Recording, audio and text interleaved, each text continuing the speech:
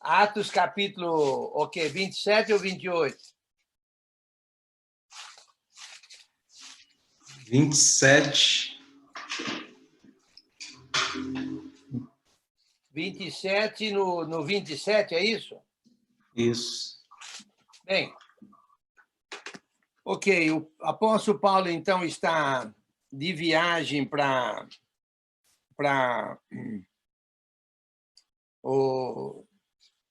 Roma, né? Tendo sido preso e apelado para César.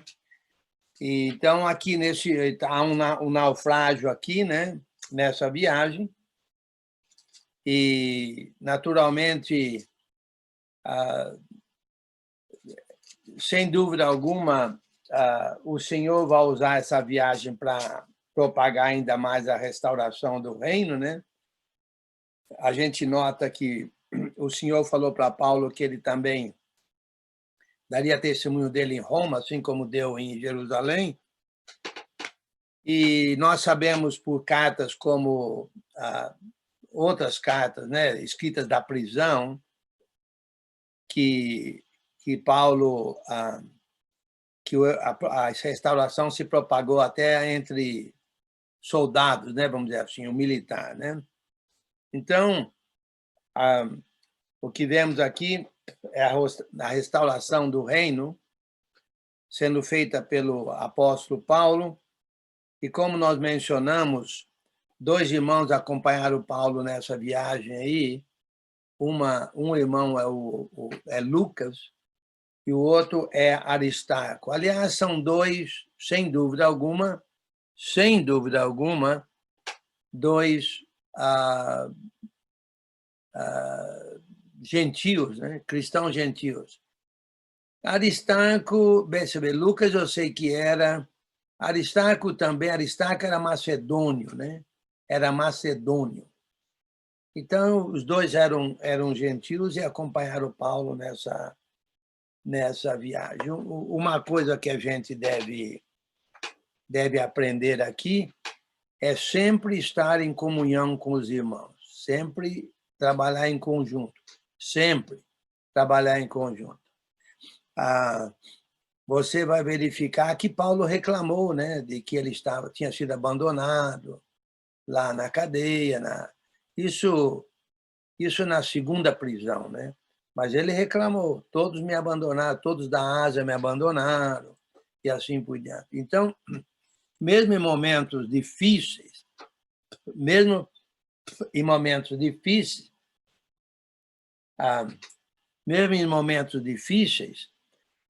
a gente deve estar em comunhão, trabalhar em comunhão, ok?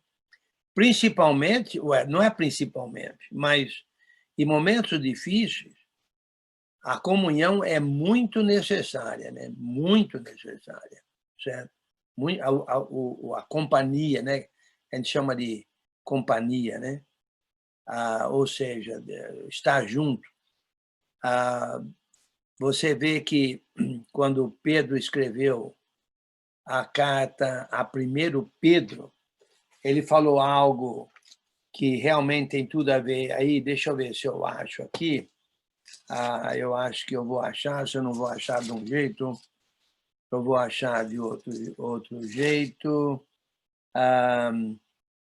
Deixa eu ver aqui. Não achei de um jeito. Eu acho que ele diz, se eu não me engano, ele diz fraternalmente, né? Deixa eu ver se é lá mesmo. Amai-vos, amai-vos. Eu acho que é... deixa eu ver lá em Pedro, diz... vixe, quantas diz lá, deixa eu ver. Rapaz, é muito amai-vos. Em Pedro diz...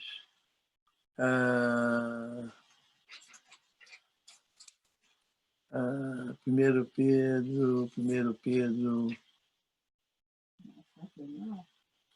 Deixa eu ver. 1, 2, 3, 4, 5, 6, 7.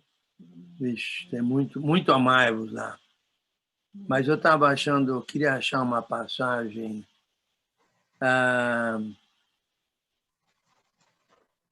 Vixe, porque lá era muito importante, né? Por causa da perseguição, fala muito amai-vos.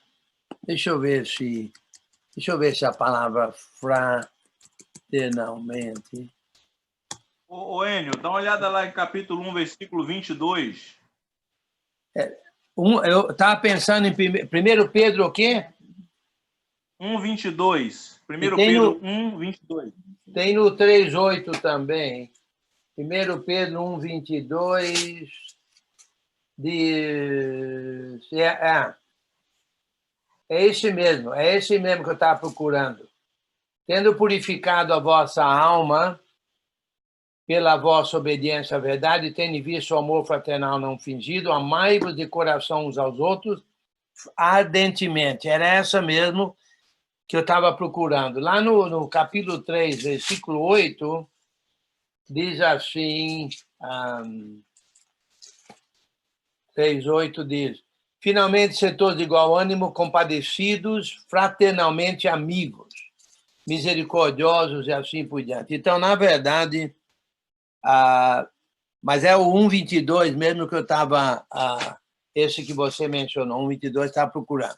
Então, você vê, na época de perseguição, como era o caso lá do Império Romano, em 1 Pedro, a fraternidade, né, a companhia, quer dizer, a presença, era, de fato, o amor fraternal, né? A palavra certa é amor fraternal. As palavras certas, vamos dizer assim, é muito importante. Então, Paulo sempre teve companhia, né? Nós terminamos no 20, terminamos no 26, 27 e 26, é isso? Isso é. Ok. Então, aqui o que acontece é o seguinte, é um naufrágio, então eu vou ler aqui, mas se tiver alguma coisa que eu acho que seria mais aplicativo para nós do que eu já falei, aí eu menciono. Mas, na verdade, são nomes, é um naufrágio que ocorreu, certo? E na verdade, acabaram na ilha de Malta, né? Na ilha de Malta. No versículo 27.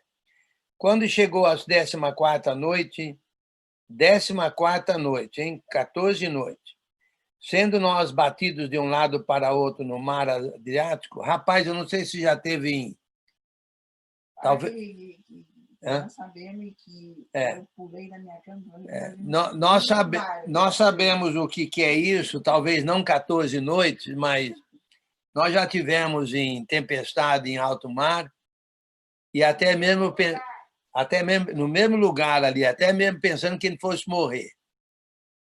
Uma hora a gente estava num quarto que dava para ver a água, assim, através de vidro, né?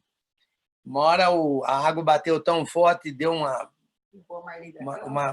mexida forte no navio. A Mali caiu da cama e veio, pulou em cima de mim e disse, sai, mulher, deixa eu morrer sozinho. Ela falou, não, eu quero morrer grudadinho em você. Eu falei, me deixa em paz, mulher. Mas, na verdade, 14 noites, olha, se você soubesse... Paulo não vai falar isso aqui, eu acho, não, mas o que dá uma ânsia de vômito, rapaz, mexe com o estômago, viu? Mexe com o estômago. Já tive, além dessa aí, tivemos uma outra também, mas não tão grave tempestade, mas suficientemente para mexer o navio para lá, para cá. Rapaz, praticamente todo mundo vomitou. E foi logo depois que tiveram um cafezão, aquele cafezão de tudo quanto... Ovo daqui, ovo dali, bacon não sei o quê, e batata e não sei o quê, e salsicha, aquela fila de coisa assim que você come. Rapaz, tá bem, vou parar por aqui. Quando chegou a 14ª noite, sendo nós batidos de um lado para o outro no mar Adriático por volta da meia-noite, Nosso caso foi 2 da manhã. Uma semana seguindo o mesmo hurricane. No mesmo lugar, o nosso foi às 2 da manhã. Aqui foi à meia-noite. Presentiram os marinheiros que se aproximavam de alguma terra e, lançando o prumo, acharam 20 braças. Passando um pouco mais adiante, tornando a lançar o prumo, acharam 15 braças. Então, está melhorando, né? E receosos de que fôssemos atirados contra contra lugares rochosos, lançaram da popa 4 âncoras e oravam para que rompesse o dia, para segurar o navio, né? Claro. Procurando os marinheiros fugir do navio e tendo arriado o bote no mar, a pretexto de que estavam para alargar âncoras da proa, disse Paulo ao centurião e ao soldado: se esses não permanecerem a bordo, vós não podereis salvar-vos. Então os soldados cortaram os cabos do bote e o deixaram afastar-se. Foi de livre e espontânea pressão, né? De livre e espontânea pressão. Cortaram as cordas, o bote foi embora, não tinha como os marinheiros entrarem no bote, né? Enquanto amanhecia, Paulo rogava a todos que se alimentassem, dizendo: hoje é o 14º dia em que, esperando estáis sem comer, nada tendo provado. Rapaz, 14 dias sem comer, rapaz. Tinha gente que ia morrer até de fome, viu? Antes disso aí tudo. Eu vos rogo que comais alguma coisa, porque disso depende a vossa segurança. É claro, para ter uma força, né? Para poder controlar as coisas ali. Porque disso depende a vossa segurança, pois nenhum de vós perderá nem mesmo um fio de cabelo. Tendo dito isto, tomando um pão, deu graças a Deus na presença de todos e depois de eu partir, começou a comer. Bem, não sei se foi só um pão, né? Depende de quanta gente tinha lá. Um pão, talvez foi esse pão aí, depois mais pães, né? Todos cobraram ânimo e se puseram também a comer. Estávamos no navio 276 pessoas. Estávamos no navio 276 pessoas ao todo. É claro que um pão não dava, a menos que houve multiplicação de pães, mas não fala isso. Então, Paulo pegou um pão, deu graça ao pão, e aí comeram as outras comidas, vamos dizer assim, os outros pães, assim por diante. Mesmo havendo a multiplicação de pães, o ponto aqui é que eles comeram e se recobraram as forças, né? 276 pessoas ao todo. Esse que a gente estava tinha, parece que 2.500 pessoas, parece, nesse navio. Pelo que me lembro, né? Deixa eu ver. Quando amanheceu, refeitos, 38. Refeitos com a comida, aliviaram o navio, lançando o trigo ao mar. Aí, depois que comeram, lançaram o trigo ao mar, né? Para aliviar o navio. Quando amanheceu, tudo isso provavelmente, eu diria naturalmente, com as instruções do apóstolo Paulo, né? Interessante que acreditaram nele, assim por diante, né? Quando amanheceu, não reconheceram a terra, mas avistaram uma enseada onde havia praia. Então consultaram entre si se não podiam encalhar ali o navio. Levantando as âncoras, deixaram-no ir ao mar, lançando também as amarras do leme, e alçando a vela de proa ao vento, dirigiram-se para a praia. Dando, porém, no lugar onde 2 correntes se encontravam, encalharam ali o navio, a proa encravou-se e ficou imóvel, mas a popa se abria pela violência do mar. Rapaz, a tempestade era brava, hein? Quando nós tivemos a tempestade naquela região ali, a gente pensou que é hoje, era aquele dia, né? Aí o navio, o capitão, acho que não sei se é capitão, que chama o piloto, né? Eu acho que é timão que chama, não é timão. Timão é outra coisa, né? Comandante. Hã? Capitão. Comandante. Comandante? Comandante do navio. Ok, então ele estava até pensando em voltar atrás, mas aí o que ele fez? Ele viajou contrário para onde ia e conseguiu se aliviar um pouco, é como se fosse assim, deu uma volta na tempestade. Mas vamos lá. Mas olha só, a tempestade que é brava, hein? É brava. No versículo 42, o parecer dos soldados era que matasse os presos, para que nenhum deles, nadando, fugisse. Mas o centurião, querendo salvar a Paulo, impediu-os de o fazer e ordenou que os que soubessem nadar fossem os primeiros a lançar-se ao mar e alcançar a terra. Quanto aos demais, que se salvassem, uns em tábuas e outros em destroços do navio, e foi assim que todos se salvaram em terra. Bem, novamente, o que a gente nota, né? Isso aí tudo são nomes, aí, como falei, nem sabia o nome do capitão lá, né? Do comandante, isso é tudo de menos. É um navio que ia, foi de encontro a uma grande tempestade e teve um naufrágio, né? Não foi o primeiro nem o último navio a ter naufrágio. Mas um ponto interessante aqui, dentro da restauração do reino a Israel, que eu vejo, é, primeiro, que ninguém morreu. Ninguém morreu. Mas isso sob a orientação do apóstolo Paulo. E o apóstolo Paulo era um dos apóstolos, certo? Então, ele tinha poder milagroso. Vão ser poderes milagrosos, vamos dizer assim, certo? Tendo em vista a propagação da restauração do reino. Porque quando Jesus concedeu o poder milagroso aos apóstolos, era para que, com o poder, eles fizessem ou comprovassem ou provassem a restauração que eles pregavam. Ok? Nós sabemos isso, né? Em Marcos 16, 15 a 20, fala isso. Ali no começo do livro de Atos, certo? E assim por diante. Então, assim como Jesus não comprovou a restauração através de milagres. Se Jesus não fizesse milagres, ninguém acreditaria nele, não. Mas se ele não fizesse milagres, ele não ressuscitaria dentre os mortos. Então não haveria restauração. A mesma coisa os apóstolos. Eles pregaram a restauração de Jesus. A restauração de Jesus foi comprovada por Jesus. Mas e a pregação dos apóstolos? Como é que eles provariam que eles estavam pregando a restauração de Jesus? Seria através dos milagres que eles fizessem, ok?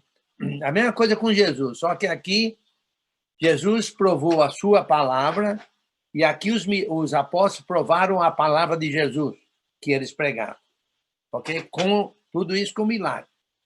Então a gente nota aqui um milagre de ninguém morrer nesse naufrágio, vamos dizer assim. Mas isso sob a orientação milagrosa, vamos dizer assim, do apóstolo Paulo. Ok? Muito bem. Capítulo 28. Uma vez em terra, na ilha de Malta, a ilha de Malta, deixa eu ver aqui, tenho aqui uma informaçãozinha, 27 quilômetros de comprimento e 14 quilômetros de largura. Pequena, né? A 100 quilômetros ao sul da Sicília. Sicília, na Itália, né? Nenhum dos marinheiros estivera anteriormente na Bahia, hoje conhecida como Baía de São Paulo. A informação aqui nesse comentário. Baía de São Paulo, onde naufragaram. Hoje conhecida como Baía de São Paulo. Ok? Muito bem. No versículo, capítulo 28, versículo 1. Uma vez em terra, na ilha de Malta, verificamos que a ilha se chamava Malta. porque tinha habitantes lá, né? Os bárbaros, bem, os maltenses, vamos dizer assim, né? Os bárbaros, trataram-nos com singular humanidade, porque, acendendo uma fogueira, acolheram-nos a todos, por causa da chuva que caía e por causa do frio. Eu não sei... Esse aí é o Esdras, é? Não parece? É o Esdras? Hein, Fernandinho? É ele, senhor. É ele mesmo. É ele? Na casa de Jó. Está na casa de Jó? É. Isso aí é minha sogra, para ficar agora com os 3 meses. E, rapaz, você precisa ter muita paciência aí, viu? Na casa de Jó, ainda com a sogra. Cunhada, cunhado, sogra. Rapaz, olha o Jó. Ei, Jó. Diga, meu querido Enio. E aí, tudo bem? Prazer em vê-lo, rapaz. E aí? Vocês estão na parte de cima, é? Na parte de baixo. Na parte de baixo? É. Ok. E aí, já construiu a casinha aí pro Esdras aí? Diz que quer mudar aí, né? O Esdras quer mudar aí? Agora. A gente está com outros projetos, Esdras. É um projeto. Vamos lá. Ele está pensando em morar num campo. Então, chovia muito e fazia muito frio. Eu acharia que os habitantes de Malta, naturalmente, ficaram com dó, né, dos náufragos, mas talvez eles também se conscientizaram do milagre, né, que ninguém morreu, e etc., né, talvez. Mas, seja como for, eles trataram o pessoal lá muito bem, fizeram uma fogueira, trataram com singular humanidade, acenderam uma fogueira, acolheram a todos por causa da chuva que caía e por causa do frio. Tendo Paulo ajuntado e atirado à fogueira um feixe de graveto, olha aqui, ó. Olha o pau para toda a obra aqui, Paulo para toda a obra, né? Paulo para toda a obra era pau para toda a obra, né? Ele mesmo correu atrás de gravetos, certo? E ajudou aí mão na massa. É interessante isso. Isso é boa coisa para se fazer, né? A gente não é porque a gente é pregador que a gente não põe a mão na massa, né? Deve colocar a mão na massa, né? E lembra, inclusive, que Paulo e Barnabé levaram aquela ajuda financeira dos irmãos de Antioquia da Síria, os irmãos pobres da Judeia, né? Então, é muito um bom exemplo esse aqui. Bom exemplo de Paulo, a meu modo de ver. Porque, às vezes, o pregador pensa que sou pregador, coisa e tal. Mão na massa aí, o pregador. Ok? Quer dizer, não vai deixar de pregar para pôr a mão na massa, ok? Não é esse o ponto. Porque aqui não era. O ponto aqui era vamos nos aquecer, aqui está muita chuva, muito frio, entendeu? Aqui, essa era a ação ali na hora. Não era que Paulo deixou de pregar para fazer isso, não é esse o ponto. Tendo Paulo ajuntado e atirado à fogueira um feixe de graveto, uma víbora, fugindo do calor, prendeu-se-lhe a mão. Até a cobra aqui ela quis fugir do calor. Eu acho que fizeram a fogueira no lugar errado. Acho que tinha uma cobra lá, né?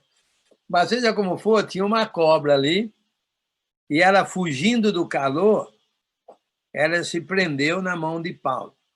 Quando os bárbaros viram a víbora pendente da mão dele, disseram uns aos outros: certamente esse homem é assassino, porque ele era um preso, né? Para começar, ele era um preso. Eu acho que era evidente que ele era preso de uma maneira ou outra. Não sei como, né? Certamente este homem é assassino, porque, salvo do mar, a justiça não o deixa viver. Porém, ele, sacudindo o réptil no fogo, não sofreu mal nenhum, mas eles esperavam que ele viesse a inchar ou a cair morto de repente. Mas depois de muito esperar, espera sentado porque de pé cansa, né? Mas depois de muito esperar, vendo que nenhum mal lhe sucedia, mudando de parecer, diziam ser ele um Deus. Novamente, a meu modo de ver, é um milagre aqui, né? É um milagre. Porque os bárbaros ali, os nativos, né? Os habitantes da ilha, os maltenses, sabiam que se você víbora te picar ali, você morre, porque é isso que eles estavam esperando ali, entendeu? Eles conheciam a víbora, o tipo de cobra, né? A memória foi: esse homem é um assassino, ele vai morrer já já, né? Mas Paulo, sacudindo o réptil no fogo, vai ser um churrasco de cobra aí, né? Vamos dizer assim. Não sofreu mal nenhum e não morreu. Então, isso aí mudou o parecer dos habitantes, passaram a achar que ele fosse um Deus. Bem, não no sentido dele, né? Não no sentido, mas não vou defender tese sobre essa palavra Deus aí com letra minúscula, né? Mas no modo de pensar dele seria um ídolo, né? Um deus pagão, né? Um deus dos muitos deuses, né? Ok. Aí já ficaram já com outro parecer, né? Para com Paulo. Perto daquele lugar havia um sítio pertencente ao homem principal da ilha, chamado Públio. Tudo isso nós conhecemos, ok? Então, tudo isso aqui também, quase que a gente nem prega sobre isso, porque, na verdade, houve um naufrágio. Mas olha só, Paulo não morreria, porque Jesus falou: você vai ser minha testemunha em Roma, assim como você foi em Jerusalém. Mas é interessante que ninguém morreu. Certo? Ninguém morreu. Não era o único preso, provavelmente tinha assassinos ali entre os presos, né? Ninguém morreu. Ok. Muito bem. Versículo 7. Perto daquele lugar havia um sítio pertencente ao homem principal da ilha, chamado Públio, o qual nos recebeu e hospedou benignamente por 3 dias. Nos recebeu. Agora, quem que é o nos, eu não sei, né? No versículo 7, provavelmente ele era um governador romano daquela ilha. Mas quem que é nos? Seria Paulo, Lucas. Lucas está incluso, porque ele falou nos, inclui Lucas. Lucas e Paulo e Aristarco. Ou seria 276 pessoas. Ok? Independentemente disso, notamos a hospitalidade desse homem. A hospitalidade. Agora, por que é que ele foi hospitaleiro? Também não fala. Será que é porque ele ficou sabendo da cobra, da víbora? Será que é porque ele ficou sabendo que ninguém morreu? Ou será que ele era mesmo um homem benigno? Benigno. É um homem que se prontificou a ser bondoso. Um homem de coração, de bom coração.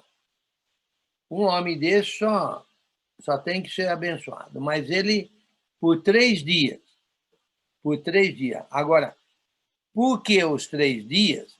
Vamos verificar isso aí. Não sei por que só 3 dias. Vai ver que em 3 dias as coisas se acalmaram, se acertaram, entendeu? e só precisou de 3 dias para acalmar o problema, vamos dizer assim, né? A situação. Porque eles ficaram mais do que 3 dias na ilha. Vamos lá. Versículo 8. Aconteceu achar-se enfermo de disenteria, ardendo em febre, o pai de Públio. Paulo foi visitá-lo, provável, não sei se morava na mesma casa ou não, não faz diferença, deixa eu tomar uma água aqui.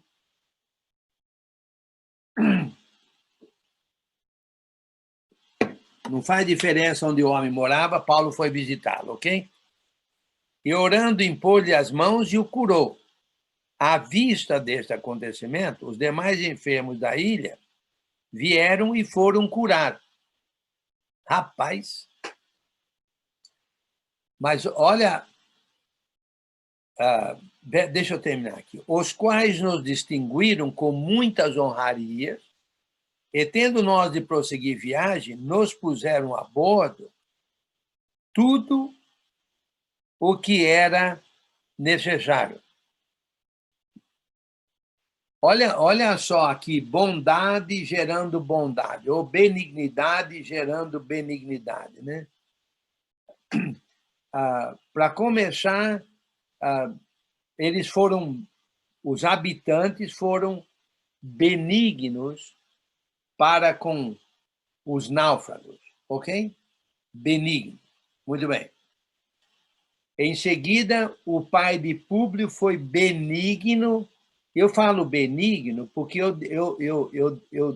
eu acho que há uma diferença. Eu não sou catedrático na língua portuguesa e nem pretendo ser, mas, a meu modo de ver, há uma diferença entre benignidade e bondade, ok? Eu creio que essas duas palavras estão em Gálatas 5, não está, não? Deixa eu ver lá, aqui a presencial online diz que sim. Fruto do Espírito, né? Versículo 19, não, 17, o 5:22, o fruto do Espírito é amor, alegria, paz, longanimidade, benignidade e bondade. São duas coisas diferentes. Benignidade e bondade são duas coisas diferentes. A meu modo de ver, como eu falei, não sou catedrático na língua portuguesa, mas, a meu modo de ver, o bondoso é aquele que faz um ato, né, ajuda ao ser pedido, certo? Por exemplo, alguém pede um copo d'água, você dá um copo d'água. Esse é o bondoso. O benigno é aquele que vê a necessidade de um copo d'água e se prontifica a dar um copo d'água sem ser pedido pelo copo d'água. Então, assumindo que essa diferença é válida, mas, para você ser benigno, você tem que ser bondoso. Mas você pode ser bondoso sem ser benigno. Certo? Porque o bondoso, a gente pede, ele faz. Porque ele tem bondade. O benigno é aquele que ele tem a bondade e se prontifica a usar a bondade dele. Bem, então, por isso que eu estou usando a palavra benignidade aqui. Então, os náufragos foram benignos com os bárbaros, vamos dizer assim, os maltenses, foram benignos com os náufragos. O Públio foi benigno para com não sei quem aí, alojando por 3 dias, certo? Paulo foi benigno, certo?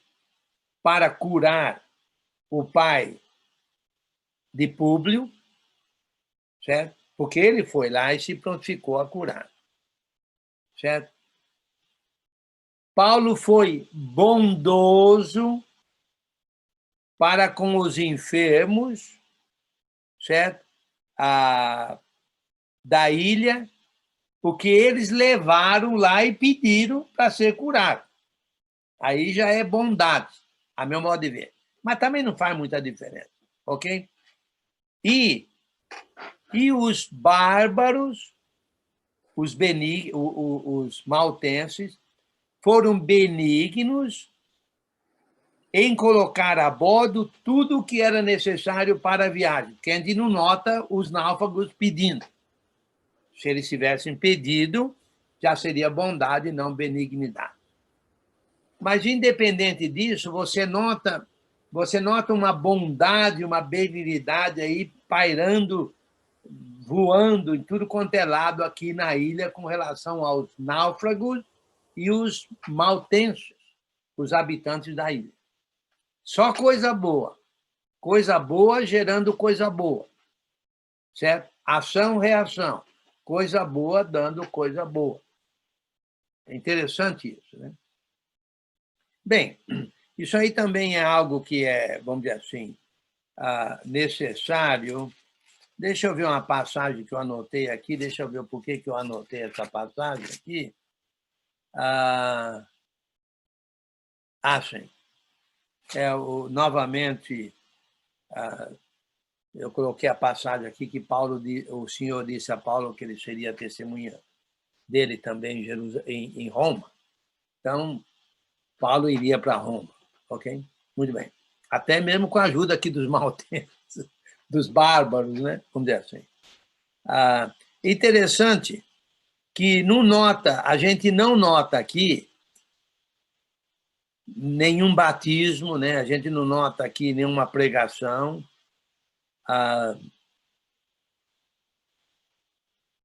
Não se nota, né?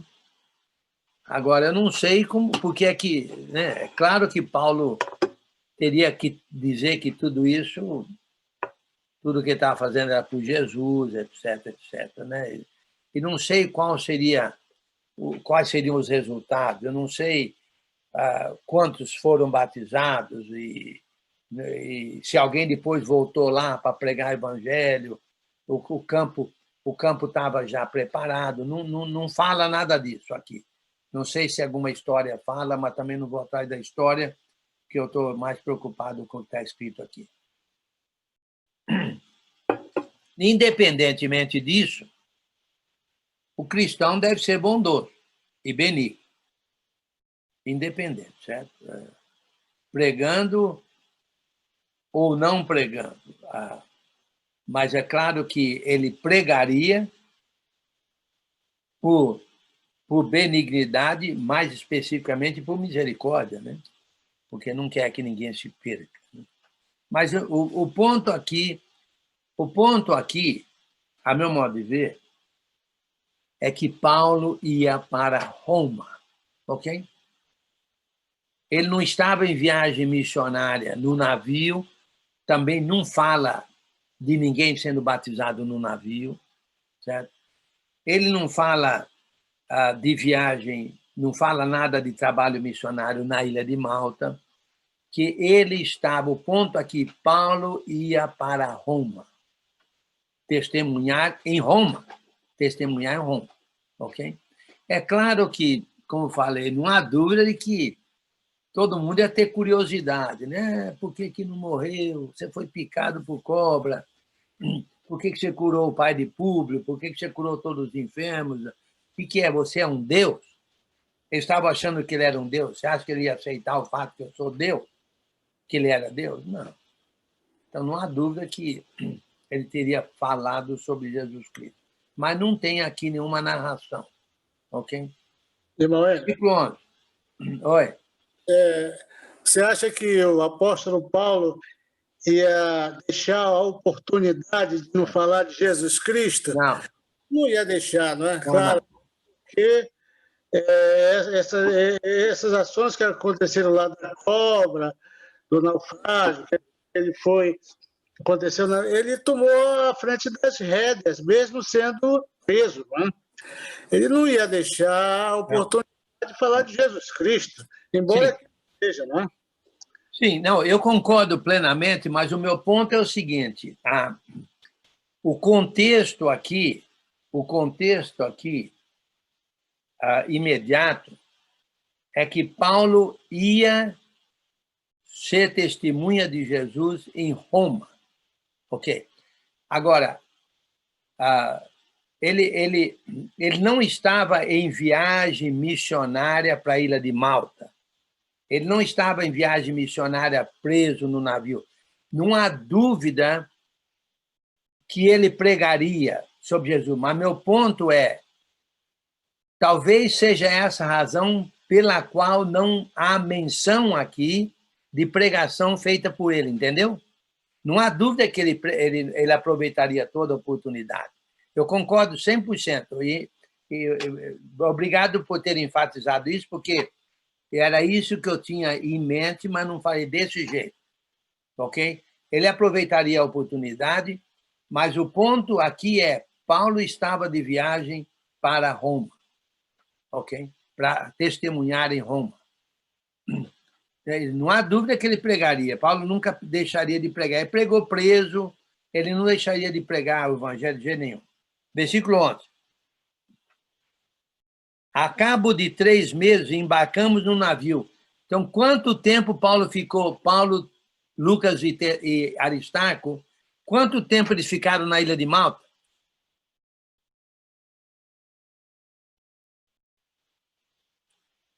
3 meses. 3 meses. A meu modo de ver, 3 meses. Agora, você não acha que durante esses 3 meses Paulo não teria pregado o evangelho lá e estabelecido congregação e batizado gente? Com certeza, né? Mas não há narração, não fala isso, esse é o meu ponto. Mas não há dúvida, vai ficar 3 meses lá só curando as pessoas? Espera aí, ele não foi enviado para ficar curando ninguém, ele foi enviado para pregar o evangelho. Naturalmente, ele curou, mas o ponto era a pregação. A cabo de 3 meses, embarcamos no navio Alexandrino, que invernara na ilha. Alexandrino quer dizer o quê? Que o navio era de... Da onde? Alexandria. Alexandria, né? Muito bem, isso é óbvio, né? Quem invernara na ilha, ele tinha por emblema Dioscuros. Nossa. Isso aí tem a ver com a mitologia grega, ok? Mas isso é o de menos. Que chamasse né, qualquer outro nome, né? Josefina ou qualquer outro nome, mas esse era o nome do navio. É claro, é um nome de mitologia grega. Ok. Tocando em Siracusa, ficamos ali 3 dias. Ficamos ali 3 dias, donde bodejando chegamos a Régio. Aí todo mundo falei, tudo isso aí são nomes, você pode ir lá no dicionário ou no mapa. No dia seguinte, deixa eu ver aqui, Siracusa, ficamos em Siracusa. Deixa eu ver se tem Siracusa no mapa. Aqui tem que ter no mapa, porque tem a viagem de Paulo aqui. Siracusa. Era ao sul da Itália, né? na ilha chamada Sicília, né? Ok, mas deixa para lá. Você tem a trajetória aí no mapa, a trajetória no mapa aí, né? No dia seguinte, ok, chegamos a Régio. No dia seguinte, tendo soprado o vento sul, em 2 dias chegamos a Puteoli, onde achamos alguns irmãos que nos rogaram ficássemos com eles 7 dias. E foi assim que nos dirigimos a Roma. Ok, alguns irmãos em Puteoli. Novamente, Puteoli ficava na Itália. E tinha irmãos lá. Certo? Quer dizer, não foi Paulo que batizou ele. Já tinha irmão. Certo? Provavelmente convertidos de Atos 8, de Atos 2, ou por aqueles que foram dispersos em Atos 8. Porque não temos nenhum relato de nenhum apóstolo tendo estado na Itália. A meu modo de ver, Paulo foi o primeiro apóstolo a ter chegado na Itália. E foi dessa maneira que ele chegou. Mas isso aí também não é lá questão, não é de muita importância, né? Muito bem. Foi assim que nos dirigimos a Roma. De Puteoli foram até Roma. É interessante que os irmãos rogaram que ficassem 7 dias e ficaram. E o comandante concordou, né? Certo? E foi assim que nos a Roma. Tendo ali os irmãos ouvido notícias nossas, vieram ao nosso encontro até a praça de Ápio e às 3 vendas. Vendo-os Paulo e dando por isso graças a Deus, sentiu-se mais animado. Paulo se sentiu animado, novamente, olha a presença dos irmãos aí, né? O ânimo.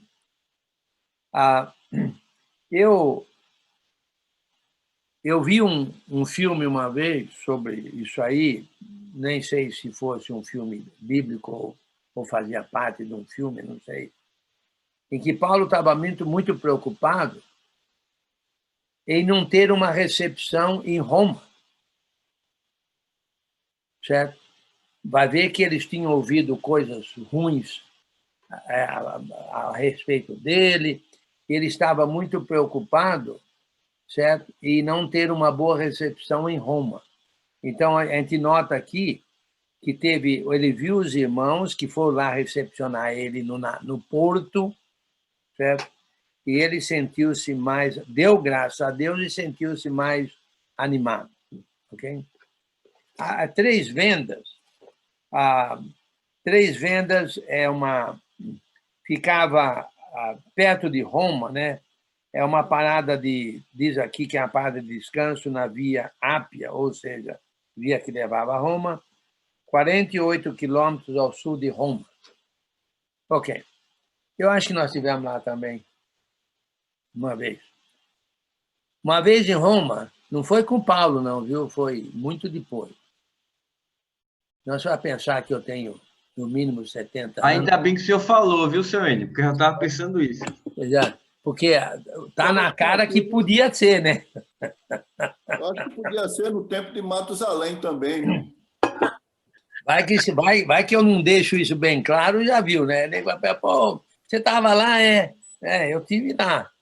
Só que não foi bem com Paulo, foi bem depois.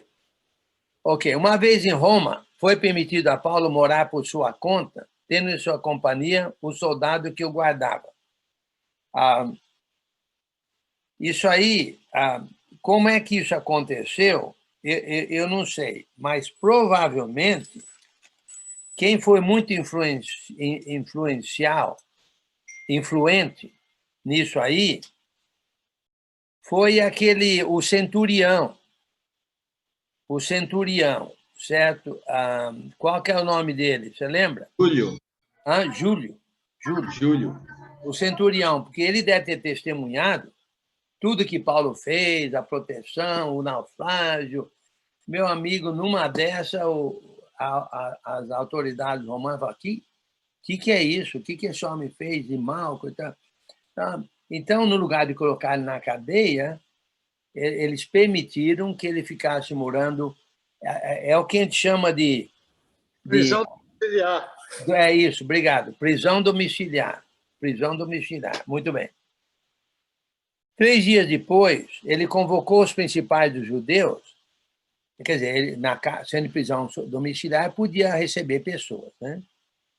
3 dias depois, ele convocou os principais dos judeus e, quando se reuniram,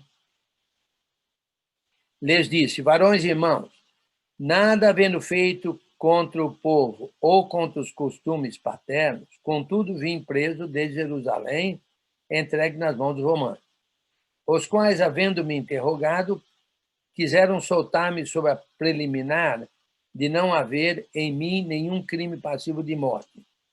Diante da oposição dos judeus, senti-me compelido a apelar para César. Nós já falamos isso porque ele sentiu que ele seria levado de volta de Cesareia para Jerusalém, e naquela conspiração ele seria morto na estrada, né? Então, ele está dizendo que ele sentiu... É claro que ele não falou que eles pretendiam matar ele, né? Paulo é muito diplomático, né? Está conversando com os judeus, vai falar, os seus patrícios lá quiserem me matar. Não é bem isso, não. Mas ele é muito diplomático, né? Não é que ele não falou a verdade, mas ele falou de uma maneira que não ofenderia ele. Versículo 19. Diante da oposição dos judeus, senti-me compelido a apelar para César, não tendo eu, porém, nada de que acusar a minha nação. Foi por isso que vos chamei para vos ver e falar, porque é pela esperança de Israel que estou preso com essa cadeia. A esperança de Israel. Qual é a esperança de Israel? Alguém pode falar em poucas palavras? 4, 5 palavras? Qual é a esperança de Israel? Fala numa palavra, vai. A restauração do reino a Israel. Não, aí já está contextualizando, mas mas eu quero uma palavra só, 2, vai. Cumprimento da promessa, Abraão. Mas também aí já está um pouco no contexto. Jesus. Ok, mas... Salvação. Hã? Jesus Cristo. Olha, mas não é o que eu quero escutar. Eu quero 2 palavras e não são essas 2. De fato, é isso mesmo, mas não é o que eu quero escutar. Não é o contexto que eu quero. Eu vou dar uma, vai. Salvação. Hã? Santo. Salvação dos pecados. Não, e não é. Vou dar a primeira e depois a segunda vai ser fácil. Espírito Santo. A primeira palavra é o. E a segunda?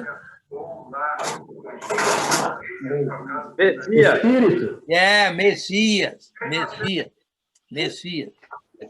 O prometido, o Messias. Exatamente. Só que não é do jeito que eles queriam, mas o Jesus era o Messias. Ok, muito bem. Versículo 21, né? Então eles lhe disseram, nós não recebemos da Judéia nenhuma carta que te dissesse respeito. Também não veio qualquer dos irmãos que nos anunciasse ou dissesse de ti mal algum. Interessante, né? Eles não ouviram nada de ruim de Paulo, né? Diz ali, nós não recebemos da Judéia nenhuma carta que te dissesse respeito. Também não veio qualquer dos irmãos que nos anunciasse ou dissesse de ti mal algum. Então, não receberam carta nenhuma sobre Paulo e ninguém falou mal dele. Ninguém veio falando mal dele. Então, eles estavam,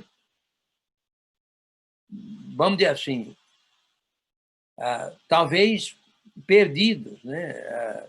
Igual estava a guarda romana, vamos dizer assim, né? Eu acho. Mas não há dúvida de que tinha já irmãos em Roma, né? A gente nota aí que irmãos foram ao encontro dele lá em Três Vendas, então ele tinha cristãos lá, né? Mas nada de Paulo, não viram nada de Paulo. Ok, muito bem. Versículo 22. Contudo, gostaríamos de ouvir o que pensas. Gostaríamos de saber o que é que está acontecendo aí. Porque, na verdade, é corrente a respeito desta seita que, por toda parte, é ela impugnada. O que quer dizer impugnada, hein? Alguém sabe?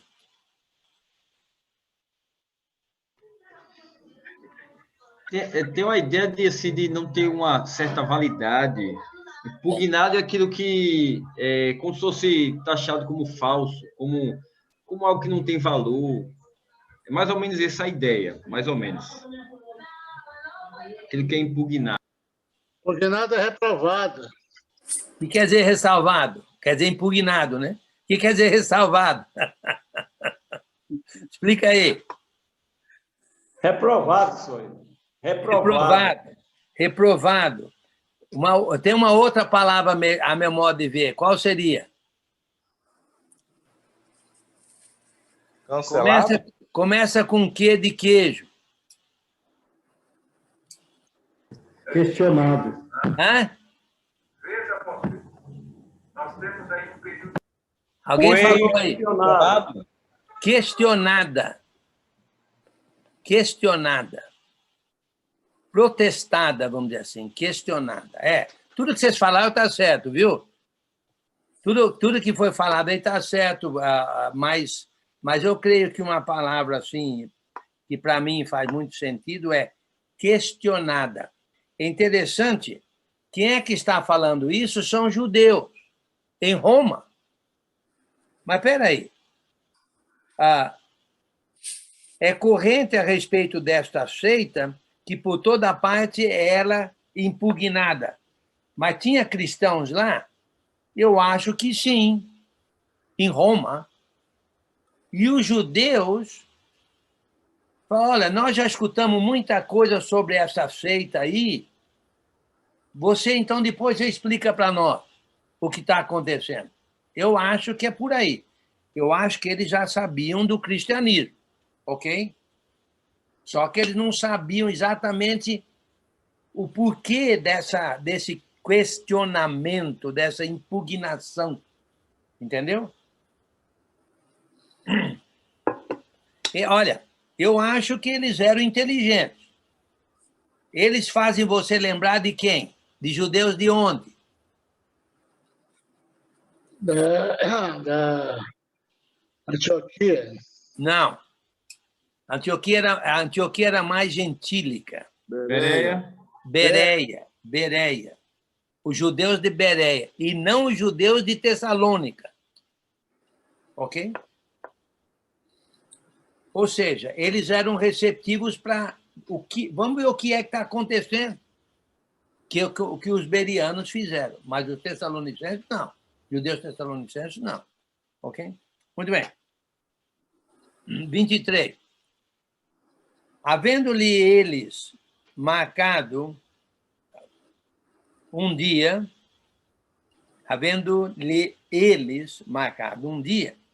vieram em grande número ao encontro de Paulo na sua própria residência.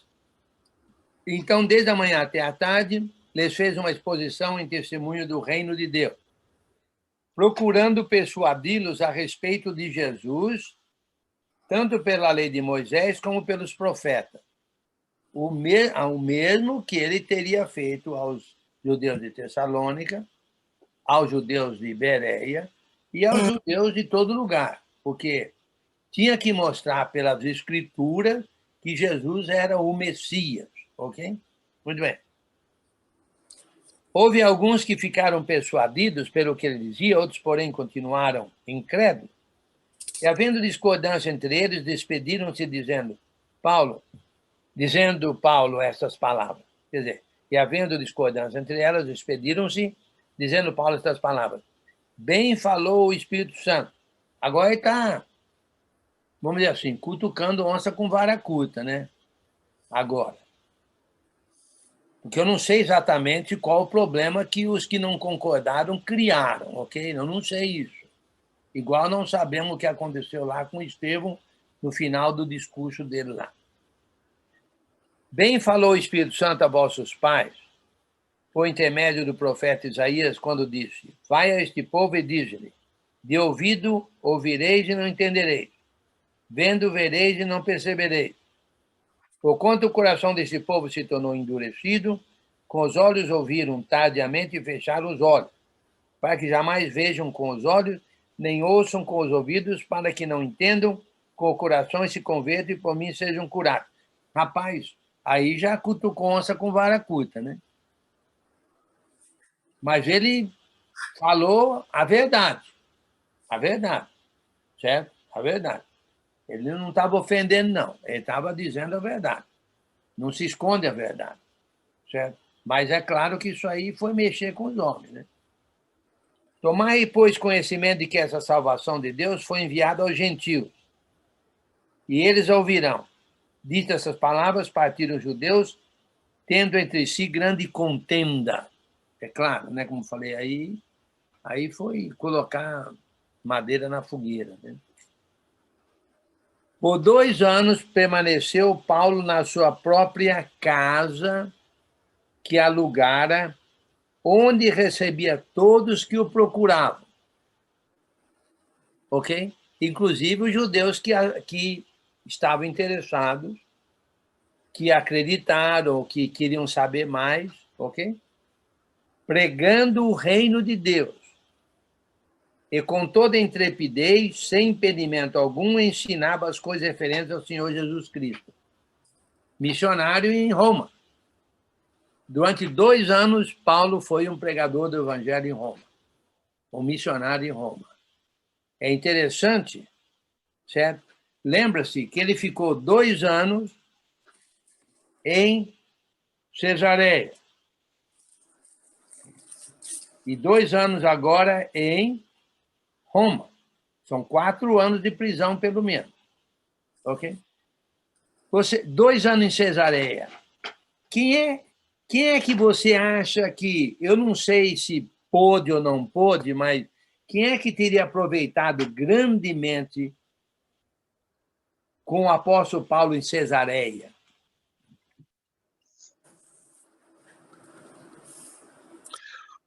Acho que o próprio comandante lá, os próprios romanos, aproveitaram. Alguns podem ter sido até convertidos, né? Também, mas eu estou pensando numa pessoa específica, com nome e tudo.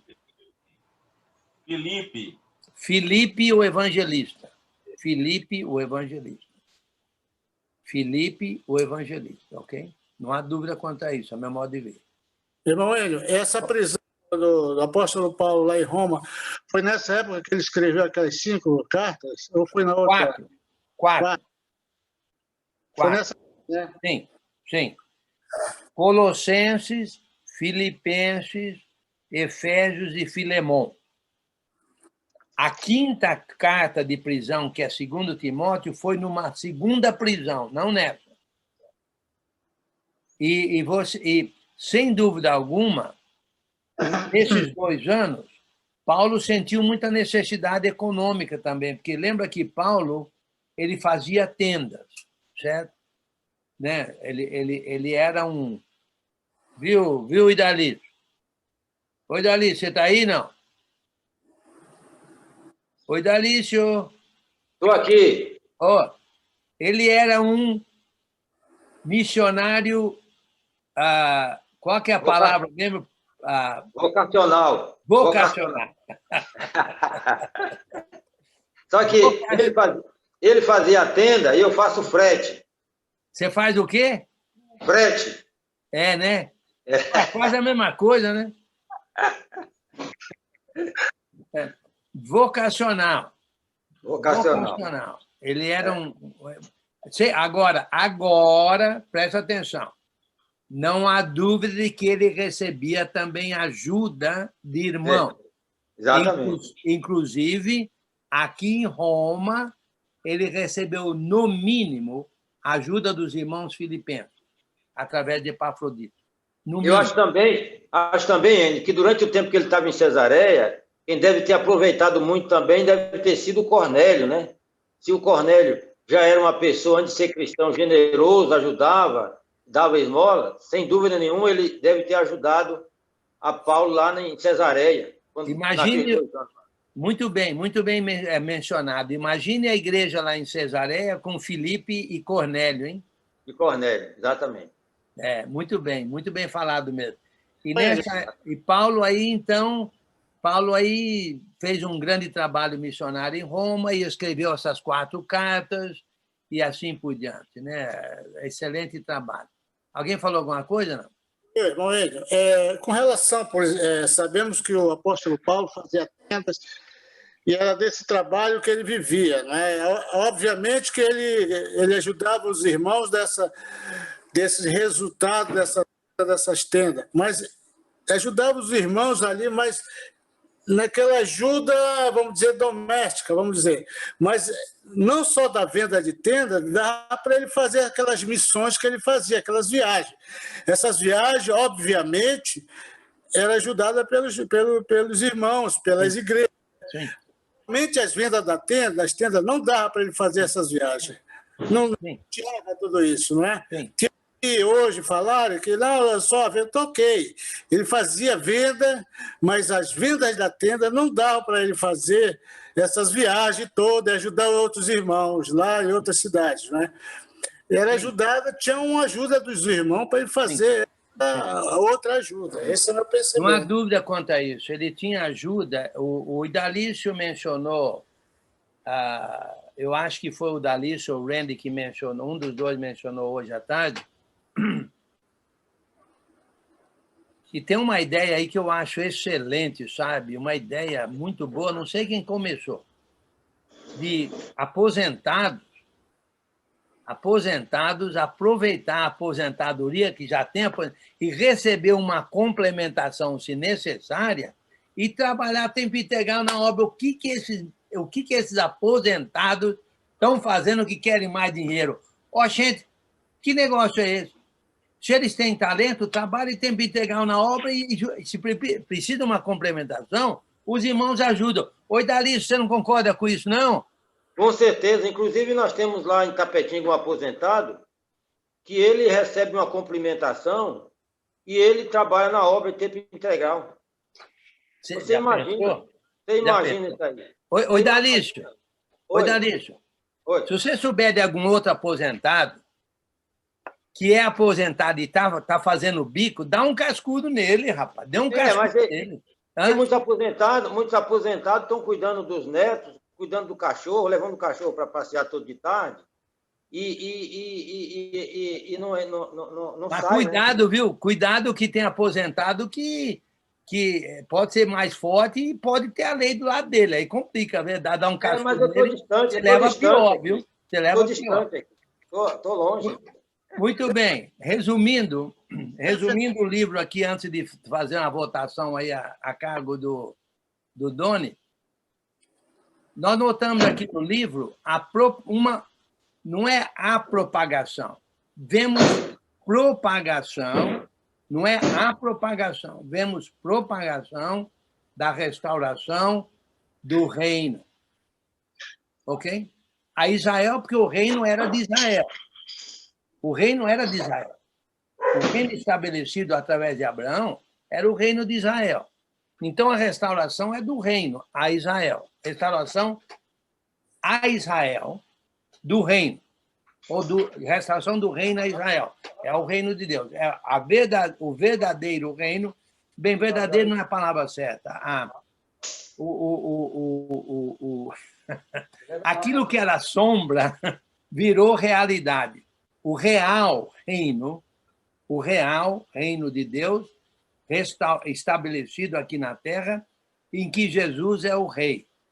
E é o reino espiritual, o reino em que nós estamos não é desse mundo, e nós devemos, então, propagar a restauração, que consiste essencialmente, fundamentalmente, de remissão de pecados. Porque somos batizados em Cristo, que morreu, foi sepultado, nasceu de novo e vive para Deus. Então, nessa morte, nesse sepultamento, ressurreição, dos quais nós participamos no batismo, existe a eliminação, a destruição, o sepultamento de pecados, tudo em Jesus. É em Jesus que isso acontece. Então, em Jesus Cristo, nós temos a remissão dos pecados e o reino, o fiel é aquele que vive longe de pecado e pertinho das coisas de Deus, como as boas obras, etc. Né? Muito bem. Resumidamente, um resumo resumido. Nós fazemos parte da restauração e não devemos parar de propagar. A memória de restauração começou com Jesus indo para o céu e vai terminar quando Jesus vai voltar do céu. E, na verdade, a restauração vai continuar para toda a eternidade, porque os restaurados vão viver no eterno lar, na morada celestial eterna. Tudo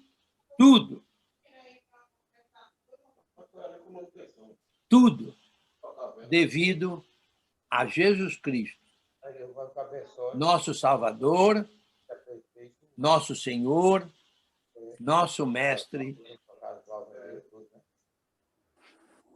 Filho de Deus.